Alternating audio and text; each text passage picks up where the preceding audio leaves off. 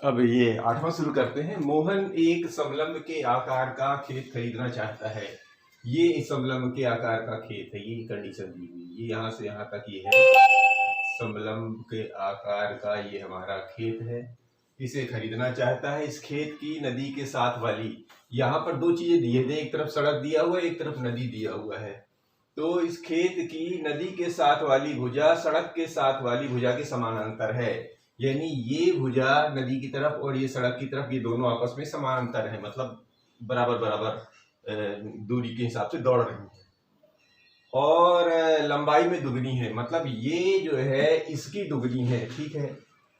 यदि इस खेत का क्षेत्रफल टोटल यानी भीतर भीतर का जो जगह है वो दिया हुआ है 10,500 वर्ग मीटर, और दो समांतर भुजाओं के बीच की लंबवत दूरी यानी यहां से यहां तक के बीच की दूरी, ऐसी दूरी तो 100 मीटर दे दिया है। तो नदी के साथ वाली भुजा की लंबाई यानी यहां से यहां तक की दूरी ज्ञात करनी है, ये वाली भुजा ज्ञात करनी है। तो हम शुरू करते हैं। दिया जो है वो लिख लेते हैं। तो पहले दिया क्या है हमारे पास, खेत का क्षेत्रफल। तो यहां पर लिखेंगे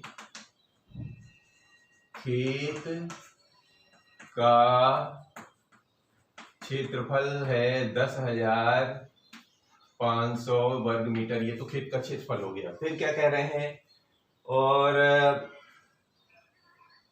भुजाओं के बीच, पहले भुजाएं मान लेते हैं। ये भी यदि ये दोनों लंबवत हैं और ये बता रहा है कि ये वाली से ये दुगनी है, तो ये अगर ये मैं x मान लूं तो ये कितनी हो जाएगी, 2x अपने आप हो जाएगी।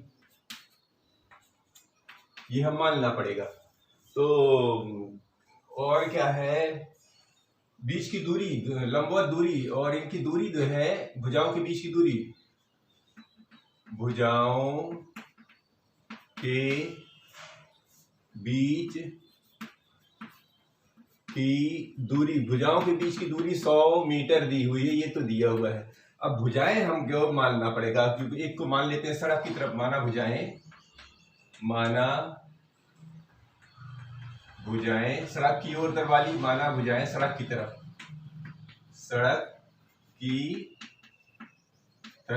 की तरफ अगर मैं मान लेता हूं x मीटर, तो नदी की तरफ कितनी हो जाएगी, नदी की तरफ अपने आप दुगनी है तो 2x मीटर हो जाएगी। ये तो हमारा ये कंडीशन हो गया, ये तो हम मान लिया। ठीक है। अब क्या करना है, वो बोल रहे हैं कि ये ज्ञात करना है, ये वाली दूरी ज्ञात करना। तो अगर क्षेत्रफल दिया है तो हम पहले क्षेत्रफल लगाएंगे।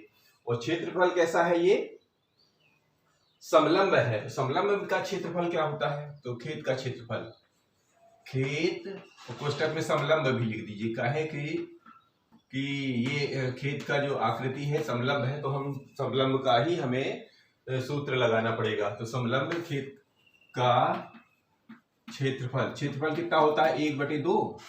और ये क्या है, समांतर भुजाओं का योग, समांतर भुजाओं का योग गुणे ऊंचाई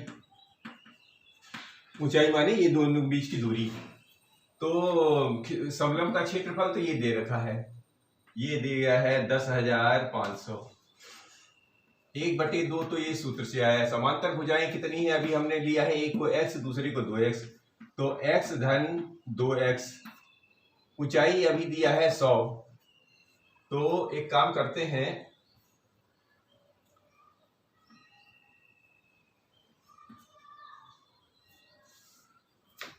चले इसको काट दें, कट जाए तो ये हो गया 10,500 और 2 और 1 3x हो जाएगा। और इससे काट देंगे, 2 एकम 2, 2 पंचे 10, 50 बार चला गया, गुणे 50। ठीक है। अब इसको इधर ले लीजिए, इसको इधर भाग दीजिए, तो 3 × 5 = 15 हो जाएगा। 150x बराबर 10,500। चूंकि पूरी की पूरी संख्या इधर ले ली, चर राशि वाली और अचर राशि वाली इधर ले गए, इससे कोई फर्क नहीं पड़ता है। तो x बराबर हो जाएगा 10,500 में से 150 का हम गुणा कर देते, 1 शून्य से 1 शून्य कट गया। अब 15 से भाग दीजिए, तो 15 छक्का 90, 15 सत्ते 105, यानी कि 15 सत्ते 105, ये 15 एकम 15, 15 सत्ते 105, यानी 70 बार कट गया। तो x बराबर आ गया 70, और ये काहे में, मीटर में। जब ये 70 आ गया तो वो दूसरी वाली याद करनी थी हमको, वो उधर वाली कितनी है 200, ये 2x है। तो नदी के क्या बोल रहा था, नदी के साथ वाली लंबाई, नदी के साथ वाली लंबाई कितनी है, नदी के साथ वाली लंबाई कितनी है 2x, और ये मीटर में है, ठीक है। तो हो जाएगा 2 गुणे x की जगह लिख दीजिए 70, और ये मीटर, तो 7 दूनी 14 है, यानी कि वो 140 मीटर लंबी नदी के साथ वाली भुजा है। इस तरह ये हमारा प्रश्न हल होता है। लेते हैं अगला प्रश्न। अब ये जो 9वां प्रश्न है, एक ऊपर उठे हुए चबूतरे का ऊपरी पृष्ठ, यानी कि ऐसा चबूतरा है, ऊपरी पृष्ठ अष्टभुज के आकार का है। चलो ठीक है जी। तो इस अष्टभुजी पृष्ठ का क्षेत्रफल, अष्टभुज मतलब होता है कि बहुभुज हो गया ये। अब बहुभुज जो है इसका क्षेत्रफल निकालना है।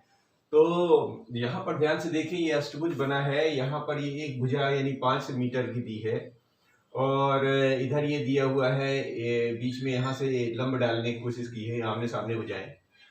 और अब इसका क्षेत्रफल ज्ञात करना है। तो क्या कर सकते हैं, जैसे इधर दिया है वैसा हम इधर भी तो डाल सकते हैं लंब, यहाँ से भी लंब डाल दें।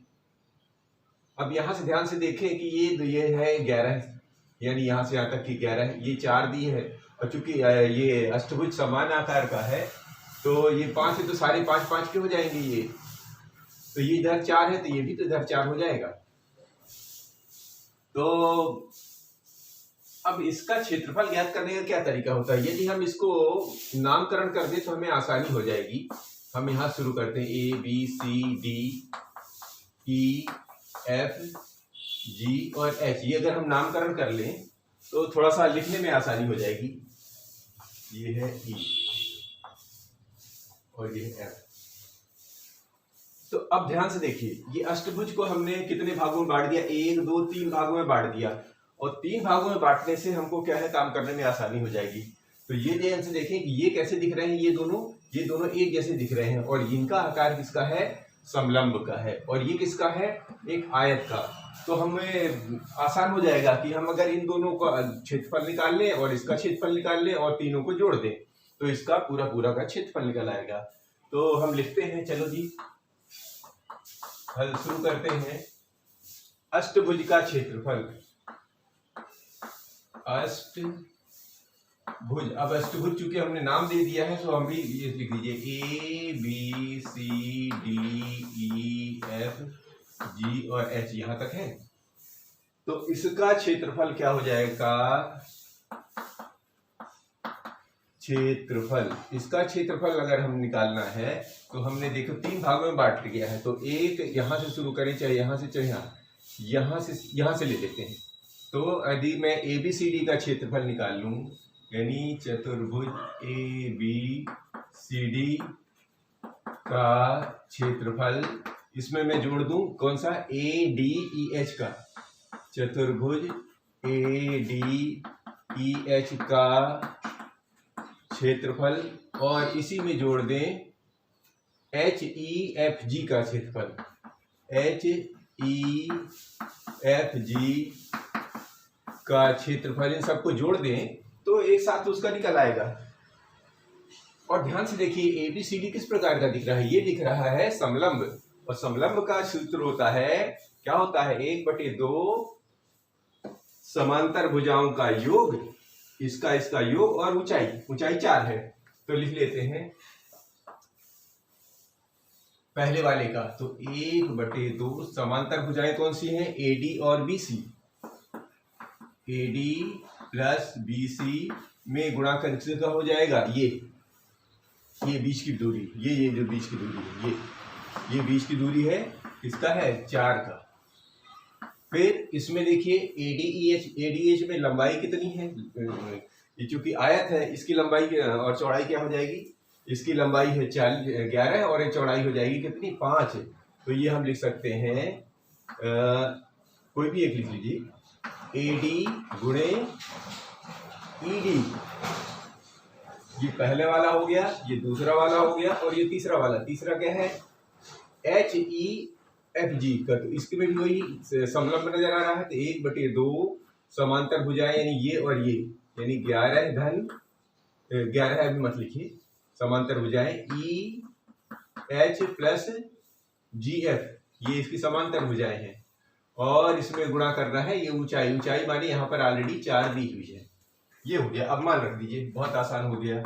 ये हो गया 1/2, एडी की जगह कितना लिख देंगे, क्योंकि ये पूरी पूरी 11 है, तो ये हो जाएगा 11 धन और बीसी, बीसी कितनी हो जाएगी, जितना चूंकि अष्टभुज है 5.5 है, तो ये हो जाएगा 5 × 4 धन एडी, एडी कितना है यहाँ पर, एडी है 11 और ईडी है 5, तो ये 11 × 5, ये पहला, ये इधर का दूसरा चिन्ह आपको नहीं लगाना, केवल यहाँ समझने के लिए, तीनों टुकड़े अलग अलग हैं, और धन 1/2 ई एच कितना है, ये है 11 है, और इधर है ये जी एफ, क्योंकि इसके बराबर है सारे के सारे, तो ये भी 5 हो जाएगा।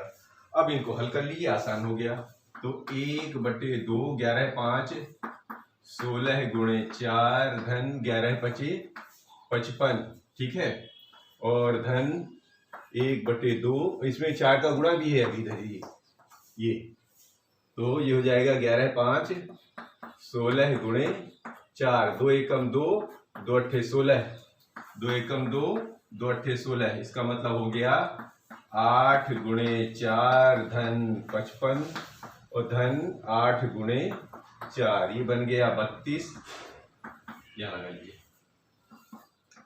धन 55 धन 32, जोड़ दीजिए, तो ये बन गया 2 5 7 2 9 और 3 5 8 3 11 119। ये क्षेत्रफल काहे में आता है, क्षेत्रफल हमेशा आता है, ये काहे में दिया सेंटीमीटर में, तो वर्ग मीटर, ये हमारा इस अष्टभुज के आकार का जो चबूतरा था उसका क्षेत्रफल आता है।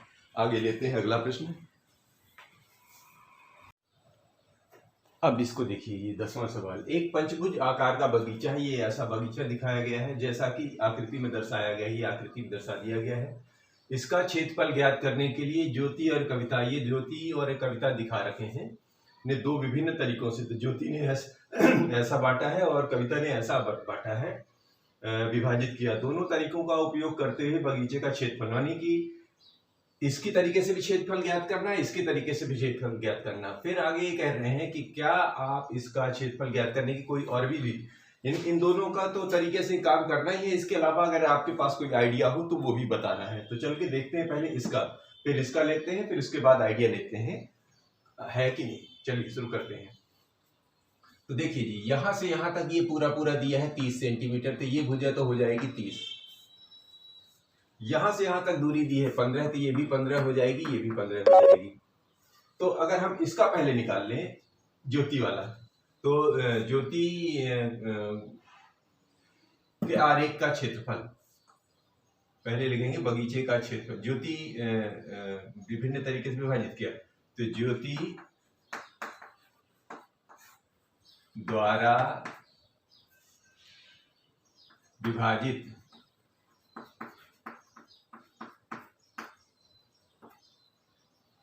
ठीक है बगीचे का क्षेत्रफल, बगीचे का क्षेत्रफल। अब ध्यान से देखिए, ये भी 15 है, ये भी 15 है, तो ये कितनी आधी आधी कितनी, चूंकि दो टुकड़े कर रहा है ज्योति, तो यहाँ पे ये कितनी हो जाएंगे 7.5 7.5, या अंदर लिख देते हैं, ये 7.5 और 7.5 हो जाएंगे। क्यों, क्योंकि ये यहाँ पर 15 था, तो ये 15 का आधा आधा हो जाएगा दोनों। तो अब हमारे को क्या मिल जाएगा, एक समलंब इधर मिल जाएगा, एक समलंब इधर मिल जाएगा, यानी दो समलंब बराबर बराबर मिल जाएंगे। तो हमारे पास क्या मिल गया, इसका मतलब ये हो गया, इसका क्षेत्रफल क्या हो जाएगा, 2 गुणे दोनों समलंब का क्षेत्रफल, दोनों समलंबों का क्षेत्रफल, क्योंकि ये एक समलंब इधर बना, एक समलंब इधर हुआ, और सब चूंकि दो, तो हमारा ये दो, एक इधर का एक इधर, तो 2 हो गया। दोनों समलंबों का समलंब का क्षेत्रफल कितना होता है, 1/2 आधार गुणे ऊंचाई, समलंब का क्षेत्रफल ऐसा लिख लीजिए पहले, क्योंकि ये वाला इसका निकालना है, तो 1/2 समांतर भुजाओं का योग, समांतर भुजाओं का योग और गुणे कर देना है ऊंचाई। ये तो इससे हमारा जो है इधर का ये क्षेत्रफल निकल आएगा। तो देखिए जी, 2 तो ये बाहर वाला है और पहले इस ब्रैकेट के अंदर का हल कर लीजिए। ये 1/2 समांतर भुजाएं कौन सी हो जाएंगी? एक तो ये हो जाएगी 30 और ये 15, तो ये हो जाएगी 30 और ये 15, और ऊंचाई कितनी है? 7.5 मीटर है, तो ये हो जाएगा 7.5 मीटर। ठीक, ये बात समझ पा रहे हैं? अब इसको खोल दीजिए, तो ये बन जाएगा 2 गुणे 1/2, 1/2 अंदर है, 30 और 15 हो गया 45, और गुणे 7.5 अब ये आ गया। अब इसको क्या करेंगे, इसका भी ब्रैकेट हटा दीजिए। तो ये ब्रैकेट अब की जरूरत नहीं है क्योंकि सारे के सारे गुणे में हो गए थे, यहाँ से हटा सकते हैं। तो ये 2 से ये 2 कट गया, इन दोनों का गुणा कर दीजिए तो आंसर निकल आएगा। तो 45 और 75 का गुणा कर लीजिए इधर, ये आ जाएगा 45 और इधर आ जाएगा 75, दशमलव बाद में लगाएंगे। 5 × 5 = 25 की 5 हासिल का 2, 5 × 20 2 22, और 7 × 5 = 35, 7 × 28, 28 3 31, ये 5 ये 7 ये 3 और ये 3, दशमलव कितने हैं? 1 अंक का है, तो ये आ जाएगा 45 गुणे 7.5 अर्थात 337.5 कहे में है? मीटर में। तो ये हो जाएगा वर्ग मीटर। ये तो कविता ने निकाल लिया, ये तो ज्योति का निकाल लिया। अब कविता द्वारा भी निकाल लीजिए। कविता ने कैसे किया है, कविता का भी निकाल लीजिए, यहीं पर अभी जगह है। तो कविता ने 2 भागों में बांटा है, एक वर्ग में एक में। इधर देखिए, ये 15 है, ये भी 15 है, ये भी 15 है। क्योंकि ये 30 था तो इधर कितना बच जाएगा? ये दूरी भी तो 15 हो जाएगी। जब ये 30 था कुल, ये इधर 15 भी तो बच जाएगी क्योंकि ये दोनों 30 था मिलके, तो ये 15 हो गई। अब हमारे पास 2 चीज निकल आई। कविता ने कैसे बांटा है? एक वर्ग में बांटा है और एक त्रिभुज में। तो खेत का क्षेत्रफल कितना है? त्रिभुज का क्षेत्रफल और वर्ग का क्षेत्रफल। त्रिभुज का क्षेत्रफल प्लस वर्ग का क्षेत्रफल, यानी ये सारा खेत की बात हो रही है। किसकी बात हो रही? खेत की बात हो रही है। खेत यानी कि वो बगीचा। तो त्रिभुज कितना है? त्रिभुज होता है 1/2 आधार गुणे ऊंचाई, ये त्रिभुज होता है। और इसमें जोड़ना है किसको? वर्ग का क्षेत्रफल। वर्ग कितना है? 15 है, ये 15 का वर्ग। और आधार कितना है देख लीजिए, 1/2 आधार कितना है? 15, और वो ऊंचाई भी 15 है। तो ये 15 गुणे 15 ये अलग है, और 15 225 ये अलग है। तो इसको भाग दे दीजिए, तो ये 7.5 आधा कर देंगे 15 का, तो 7.5 दूनी 14 15 7.5 हो जाएगा। अब 7.5 में 15 का गुणा कर दीजिए और इस 225 को जोड़ दीजिए। तो 15 × 75 की 5, 15 × 7 105, और 15 × 75 की 5 हासिल का 7, 15 × 7 105, और 105 10 2 12, 112.5 में से 225 जोड़ दीजिए। तो 0.5 और 2 5 7, 2 और 1 3 और 1 3, ये दोनों बराबर हो गए। ये तो दोनों बराबर आ गए। अब वो क्या कह रहे हैं कि कोई और विधि है क्या?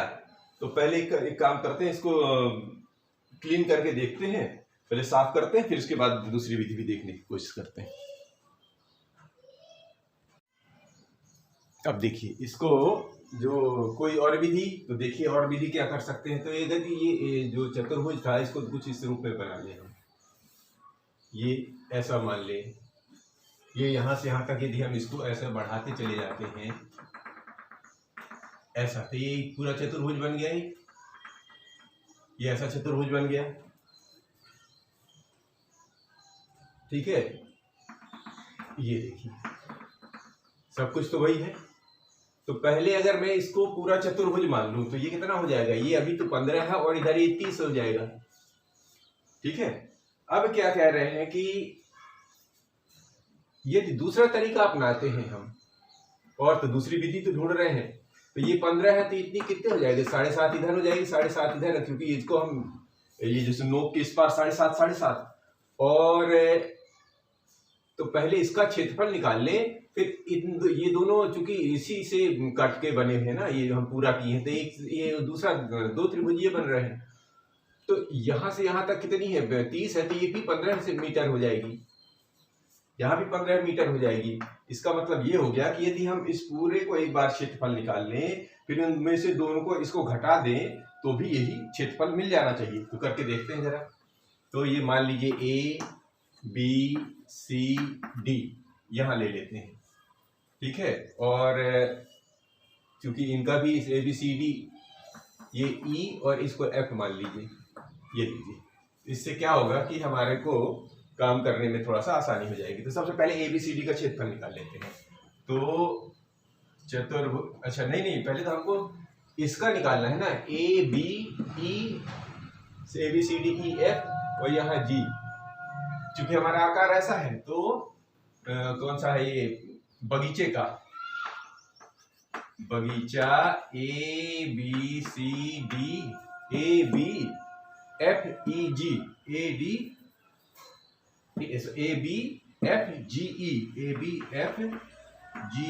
हाँ का क्षेत्रफल निकालना पड़ेगा हमको।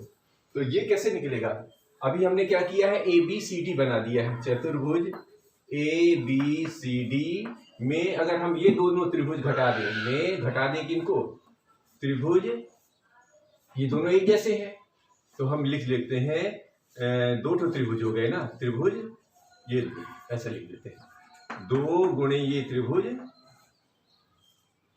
FCG का क्षेत्रफल, FCG का क्षेत्रफल, क्यों, क्योंकि ये दोनों एक जैसे, एक ही बराबर है, तो हमारा काम हो जाएगा। तो ABCD का क्षेत्रफल कितना है, ये तो हो जाएगा लंबाई गुणे, ऐसा लिख देते हैं, लंबाई गुणे चौड़ाई, इसका क्षेत्रफल ये वाला बन गया। में से घटाना है 2 बार, किसको, इसके 1 और 1 2, ये 2, त्रिभुज का क्षेत्रफल कितना होता है, 1/2 आधार गुणे ऊंचाई, ये होता है। अब देखिए लंबाई इसमें कितनी थी, ये थे 15, और चौड़ाई थी कितनी थी, ये लंबाई गुणे चौड़ाई ये मानेंगे ना, तो 15 गुणे 30। अभी ये हिसाब इसका वर्ग सेंटीमीटर में बाद में करेंगे, मीटर में, क्योंकि सारा मीटर में दिया हुआ है, तो आखिरी में लिख देंगे। में घटाना है 2, 1/2 आधार गुणे ऊंचाई। अब 1/2 तो बाहर भी निकाल सकते हैं, कोई दिक्कत तो है नहीं, ये लीजिए 1/2 से बाहर निकल आया, आधार गुणे चाहिए, आधार कितना है, ये है 15, ऊंचाई कितनी है, ऊंचाई है, अब ये क्या लाएगी, आधार 15 तो ऊंचाई कितनी है, जितनी, तो ये 7.5 हो जाएगी, ये हो जाएगी, कितने हो गए, ये 1 इधर, 1/2 आधार गुणे ऊंचाई, ठीक है, 1 1 2 ये हो गए। तो अब यहाँ गुणा कर लें, तो 15 तिहाई 45, ये हो गया 450, और ये से ये कट गया ना, तो इसको गुणा कर दीजिए, तो 15 पना 75, 15 सत्ते 105, और 7 5 12, 112, 15 पना 75 के 5, 15 सत्ते 105, 7 5 12, 112.5। अब इसमें से ये घटा दीजिए, 405 में से 100 यहाँ घटा दीजिए, ये रहा 450 में से घटा दीजिए 112.5, यहाँ दशमलव लगा के शून्य लगा दीजिए, तो 10 में से 5 गया 5, ये बन गया 9, 9 में से 2 गया, 9 में से 2 गया 7, ये बन गया 4 में से 1 गया 3, और ये 3, तो 3 3 7.5, और ये हमेशा मीटर में आता है, तो वर्ग मीटर में इसका क्षेत्रफल निकल आएगा। इस प्रकार हमारे ये दोनों तीनों तरीके निकल आते हैं। लेते हैं आखिरी सवाल। अब ये 11वां प्रश्न ये कह रहा है कि संलग्न पिक्चर फ्रेम के आरेख की बाहरी एवं अंतर विमाएं, यानी ये जो एक आरेख दिखाया गया है, ये विमाएं जो दिया है 24 और 28, यानी ये 28 दिया है, इधर 24 दिया है, ठीक है। और 16 एवं 20, ये 16 दिया है, ये 20 दिया है। यदि प्रत्येक फ्रेम के प्रत्येक खंड की चौड़ाई समान है, अभी कह रहा है ये सारी एक जैसी है, चौड़ाइयाँ एक जैसी हैं, तो प्रत्येक खंड का क्षेत्रफल यानी इसका क्षेत्रफल, इसका क्षेत्रफल, इसका और इसका सबका अलग अलग निकालना है। तो हम एक काम करते हैं, इनका नामकरण कर देते हैं, ए बी सी डी, इसको लिख दीजिए पी क्यू आर एस, ये हम नामकरण कर लेते हैं। इससे क्या हो जाएगा, हमें काम करने में आसानी होगी। तो सबसे पहले चूंकि चौड़ाइयाँ सबकी एक जैसी हैं, तो हम एक का पहले चौड़ाई निकाल लेते हैं। तो फ्रेम की चौड़ाई, हल फ्रेम की चौड़ाई, फ्रेम की चौड़ाई कैसे निकाल लेंगे? देखिए, फ्रेम की चौड़ाई क्या निकालने का क्या तरीका, इस बड़ी वाली चौड़ाई में से छोटी वाली चौड़ाई को घटा दें, और चूंकि इधर दोनों बराबर है तो 2 का भाग दे दीजिए, यानी कि इस 24 में से ऐसा लिखा ए बी, ऐसे लिख लीजिए, ए बी में से पी क्यू को घटा दीजिए और उसका आधा कर दीजिए, तो हमारा जो है फ्रेम की चौड़ाई निकल आएगी। तो ए बी यहाँ पर ऑलरेडी हमारे को 24 दिया हुआ है और पी क्यू दिया हुआ है 16 है, में से 2 का भाग देना है, तो 24 16 इसमें बनेगा 8/2, 1 कम 2 2 चौके 8, यानी कि ये जो निकल आया 4 सेंटीमीटर का ये हमारा चौड़ाई निकल आया। अब ये कह रहे हैं चौड़ाई समान है, ध्यान रखना है, तो ये भी जितनी भीतर भीतर है वो सब 4 सेंटीमीटर हमारी निकल आई है। अब प्रत्येक खंड, अब ले लीजिए, चलिए कोई भी ले लीजिए, चाहे इसी को ले लीजिए, तो ये इसके बराबर है, ये इसके बराबर है, तो हम ले लेते हैं प्रत्येक खंड का क्षेत्रफल। तो इसका लेते हैं, चलिए पहले तो ले लेते हैं B C R Q, frame चतुर्भुज बन गया ना, बी सी आर क्यू, ये किसके बराबर है, का क्षेत्रफल बराबर किसके, ये इसके बराबर है, तो यहां पर लीजिए डी ए पी एस, चतुर्भुज का क्षेत्रफल, ये दोनों बराबर हो जाएंगी। क्यों बराबर हो जाएंगे, क्योंकि दोनों एक जैसे ही हैं।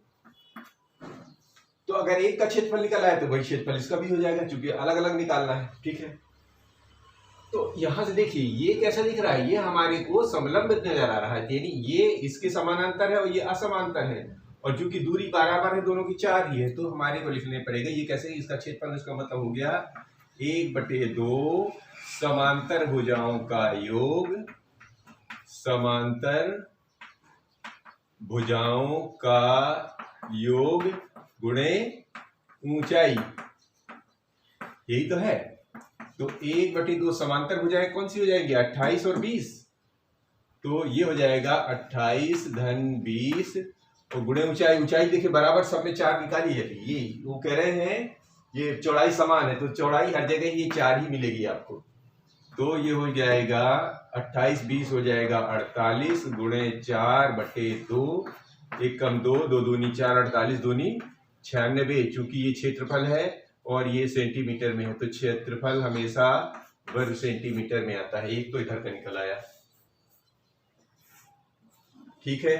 अब इधर इधर वाले हो गए, अब इधर इधर वाले निकाल लीजिए, इधर इधर वाले कौन से हैं, ये कैसे हैं, ए बी क्यू पी, चतुर्भुज ए बी क्यू पी का क्षेत्रफल बराबर हो जाएगा इधर वाले के, तो डी सी आर एस के क्षेत्रफल के, चतुर्भुज डी सी आर एस का क्षेत्रफल इन दोनों के बराबर हो जाएगा। और ये फिर वही, जैसे ये समलंब था वैसे ये दोनों समलंब है, इसका मतलब कि एक का निकाल लीजिए तो दूसरा भी उतना ही के बराबर हो जाएगा।